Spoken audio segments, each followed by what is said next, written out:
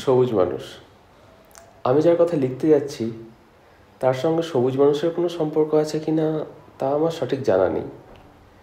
সে নিজে পৃথিবীরই মানুষ এবং আমারই এক বিশিষ্ট বন্ধু, স্থানীয় বিশ্ববিদ্যালয়ের দর্শনের অধ্যাপক প্রফেসর নারায়ণ ভান্ডারকর। ভান্ডারকরের সঙ্গে আমার পরিচয় 10 বছরের, এবং এই 10 বছরে আমি বুঝেছি যে তার মতো শান্ত অথচ সজীব, অমায়িক অথচ বুদ্ধিদীপ্ত মানুষ খুব কমই আছে। রবীন্দ্রনাথ যখন জীবিত, ভান্ডারকর তখন শান্তিনিকেতনের ছাত্র ছিল। রবীন্দ্রনাথের জীবন দর্শন তাকে প্রভাবিত করেছিল। বিশেষত বিশ্বমৈত্রীর যে বাণী রবীন্দ্রনাথ প্রচার করেছিলেন, সে বাণী ভান্ডারকর তার জীবনের ব্রত বলে গ্রহণ করেছিল। সে বলতো, যতদিন না জাতিবিদ্বেষের বিষ মানুষের মন থেকে দূর হচ্ছে ততদিন শান্তি আসবে না। আমার অধ্যাপক জীবনে সবটুকু আমি আমার ছাত্রদের মনে বিশ্বমৈত্রীর বীজ বপন করে কাটিয়ে দিতে চাই। সুইডেনের উপসালা শহরে সম্প্রতি যে দার্শনিক সম্মেলন হয়ে গেল, ভান্ডারকর তাতে আমন্ত্রিত হয়েছিল। কাল বিকেলে উপসালা থেকে ফিরে এসে সে আমার সঙ্গে দেখা করতে এসেছিল। এখানে আমার নিজের পরিচয়টুকু একটু দিয়ে রাখি। আমি যে জগৎটাকে সবচেয়ে ঘনিষ্ঠভাবে জানি এবং ভালোবাসি, সেটাকে সবুজ বলা বোধ হয় খুব ভুল হবে না। আমার জগৎ হলো গাছপালার জগৎ, অর্থাৎ আমি একজন বটানিস্ট। আমার দিনের বেশিরভাগ সময়টা কাটে গ্রিন হাউসের ভিতর।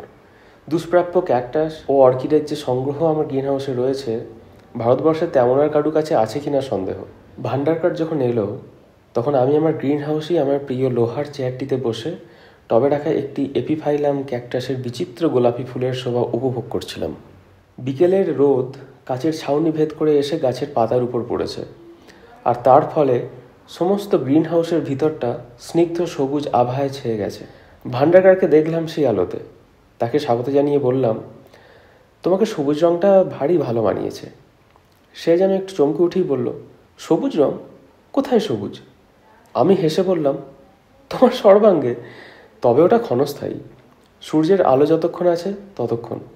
কিন্তু ওটা তোমাকে মানায় ভালো। তোমার মনটা যে কত তাজা সে তো আমি জানি। রবীন্দ্রনাথ বোধহয় তোমাকে লক্ষ্য করেই তার সবুজের অভিযান লিখেছিলেন। ভান্ডারকরকে দেখে মনে হচ্ছিল বিদেশ সফরের ফলে তার যেন কতগুলো সূক্ষ্ম পরিবর্তন হয়েছে। তার চাহনিটা যেন আগের থেকে বেশি তীক্ষ্ণ, অঙ্গচালনা যেন আগের থেকে বেশি চঞ্চল। ভান্ডারকর অন্য চেয়ারটায় বসে পড়ল। বললাম, তোমার খবর বলো, বাইরে কেমন কাটলো? ভান্ডারকর কিছুক্ষণ নির্বাক থেকে সামনের দিকে ঝুঁকে পড়ে গলার স্বর নামিয়ে নিয়ে বলল, অবনীশ, পৃথিবীর শ্রেষ্ঠ মনীষীর সন্ধান পেয়েছি উপসালাতে। আমি একটু অবাক হয়ে বললাম, কার কথা বলছো বলো তো? সে বলল, নাম বললে চিনবে না, তার নাম বিশেষ কেউ জানে না, ও দেশেও না, তবে অদূর ভবিষ্যতে জানবে। কিন্তু নামের আগে যেটার সঙ্গে পরিচয় হওয়া দরকার সেটা হলো তার চিন্তাধারা। আমার নিজের চিন্তাধারা সে সম্পূর্ণ পাল্টে দিয়েছে। আমি একটু হালকাভাবেই বললাম, সে কি হে, তোমার চিন্তাধারা পাল্টানোর প্রয়োজন আছে বলে তো আমার মনে হয়নি কখনো। ভান্ডারকর আমার ঠাট্টায় কর্ণপাত করলো না।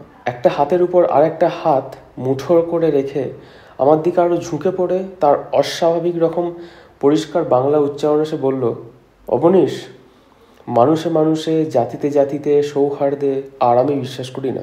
দুর্বলের সঙ্গে সবলের, ধনীর সঙ্গে দরিদ্রের, মূর্খের সঙ্গে মনীষীর সৌহার্দ্য হবে কি করে? আমরা মানবিকতা বলে যে জিনিসে বিশ্বাস করি, যেটার আসলে কোনো ভিত্তিই নেই। ইকুয়েটরের মানুষের সঙ্গে মেরুদেশের মানুষের মিল হবে কোত্থেকে? মঙ্গোলয়েড আর আরিয়ানের যা মিল, বা নর্ডিক ও পলিনেশিয়ানের যা মিল, বাঘে আর গরুতেও ঠিক ততখানিই মিল। হেরিডিটি, এনভায়রনমেন্ট ও অদৃষ্ট, এই তিনে মিলে মানুষে মানুষে যে প্রভেদের সৃষ্টি করেছে, সেখানে মৈত্রের বুলি কোন কাজটা করতে পারে? কালো মানুষ নির্যাতিত হবে না কেন? তাদের চেহারা দেখোনি? ফিজিওগনমি লক্ষ্য করনি? মানুষের চেয়ে বানরের সঙ্গেই যে তার মিলটা বেশি, সেটা লক্ষ্য করনি? ভান্ডারকর উত্তেজনায় চেয়ার ছেড়ে উঠে দাঁড়িয়েছে। তার চোখে এমন দৃষ্টি এর আগে কোনো দিন দেখিনি। আমার কণ্ঠস্বর যথাসাধ্য সংযত করে বললাম, ভান্ডারকর, তুমি নেশা করেছো কিনা জানি না, কিন্তু তোমার কথা তীব্র প্রতিবাদ না করে আমি পারছি না। এতগুলো ছাত্রের ভবিষ্যৎ হাতে নিয়েও যার এমন মতিভ্রম হতে পারে, তাকে আমি আর যাই হোক বন্ধু বলে মানতে রাজি নই। আমার এখনও একটা ক্ষীণ আশা আছে যে এটা তোমার রসিকতা, যদিও তাই বা হবে কেন জানি না, কারণ আজ তো 1 এপ্রিল নয়। ভান্ডারকর এক পা পিছিয়ে গিয়ে বিদ্রূপের হাসি হেসে বলল, অবনীশ, তোমাদের মতো লোকের সারা জীবনটাই হলো 1 এপ্রিল, কারণ তোমরা বোকা বনেই আছো। আমিও তোমাদের দলেই ছিলাম এতদিন, কিন্তু এখন আর নেই। আমার চোখ খুলে গেছে। আমার ছাত্ররা যাতে আমার পথে চলতে পারে, এখন থেকে সেটাই হবে আমার লক্ষ্য। আমি ওদের বুঝিয়ে দেবো যে আজকের দিনেও যে কথাটা সত্যি, সেটা হলো সেই প্রাগৈতিহাসিক যুগের কথা, সার্ভাইভাল অব দ্য ফিটেস্ট। যারা সবল, তারা যদি নিজের শক্তি প্রয়োগ করে দুর্বলদের নিশ্চিহ্ন করে দিতে পারে, তবেই জগতের মঙ্গল। যে শক্তির কথা আমি বলছি, সেটা অল্প দিনের মধ্যেই পৃথিবীর লোক অনুভব করবে, তুমিও করবে। বিশ্বমৈত্রীর ধোঁয়াটে অবাস্তবগুলিতে যারা বিশ্বাস করে, তাদের দিন ফুরিয়ে এসেছে অবনীশ। কিন্তু আমরা আছি, আমরা থাকব, আর আমাদের সংখ্যা দিন দিন বাড়ছে এবং বাড়বে।